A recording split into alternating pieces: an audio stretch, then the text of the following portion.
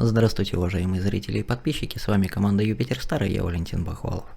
И сегодня мы обсудим такой вопрос, что большинство россиян просто-напросто не знает, что за покупку квартиры в ипотеку им положено 2 налоговых вычета.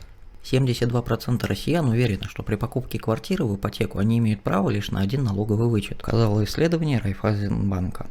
В онлайн-опросе приняли участие более 1000 жителей крупных городов России в возрасте от 26 до 55 лет, которые в течение последних 5 лет приобретали квартиру в ипотеку.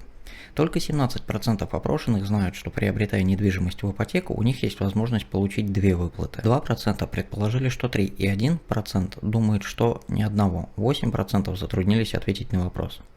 Среди тех, кто уже оформил налоговый вычет за покупку квартиры в ипотеку, 13% вернули максимальную сумму сразу. 27% респондентов получали деньги в течение 2 лет, 31% в течение 3 и 29% в течение 4 лет. Налоговый вычет – это возможность вернуть часть уплаченного подоходного налога. В случае с ипотекой вычета полагается 2. Первый – 13% от стоимости покупки жилья, но не более чем с 2 миллионов рублей. То есть можно вернуть максимум 260 тысяч. Второй вычет – 13% от ипотечной ставки, выплаченной банку.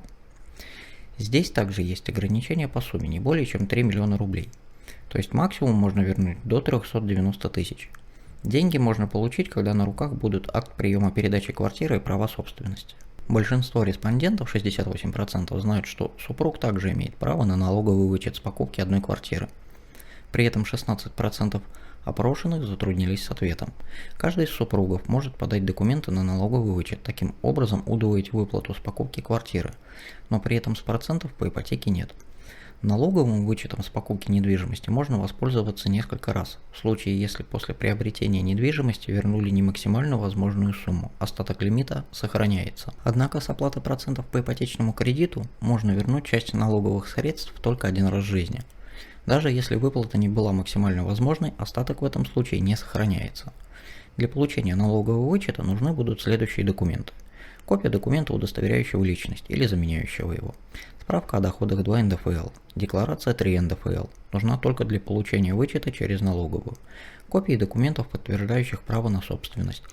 Заверенная копия ипотечного договора с банком и справка из банка об уплаченных процентах. 13% опрошенных россиян с ипотекой обращались в специальную фирму или к специалисту, который помог оформить документы для налогового вычета. Равное количество респондентов, по 38%, сделали все либо онлайн, либо распечатывали и относили бумажные версии заявлений и документов в налоговую. 11% использовали оба способа, что-то делали онлайн, а зачем-то пришлось идти в офис. При этом 48% получали справки от банка в отделении, потому что посчитали, что так будет надежнее, а 34% онлайн. 18% обладателей ипотеки хотели получить справки дистанционно, но что-то пошло не так и пришлось идти в банк. На счет можно подать документы только за 3 последних года, то есть вернуть часть налогов, уплаченных за последние 3 года. Справку об уплаченных процентах можно получать в мобильном приложении банка или лично прийти и заказать в отделении банка. О возможности получить налоговый вычет 46% опрошенных узнали от родственников или друзей, 20% из СМИ, а 16% на сайте или в офисе налоговой.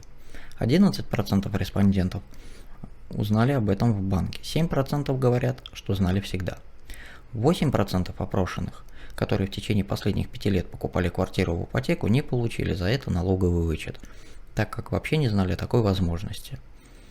Те, кто знал, но откладывал решение этого вопроса на будущее, признали, что считают, что процедура займет слишком много времени, а часть респондентов не может сделать этого из-за серой зарплаты. В онлайн-опросе в июле приняли участие более 1000 жителей 7 городов-миллионников России в возрасте 26-55 лет, которые в течение последних 5 лет приобретали квартиру в ипотеку. Соотношение мужчин и женщин 41 и 59% соответственно. Ежемесячный доход 45% респондентов составляет от 30 до 60 тысяч рублей. 56% участвовавших в анкетировании состоят в зарегистрированном браке.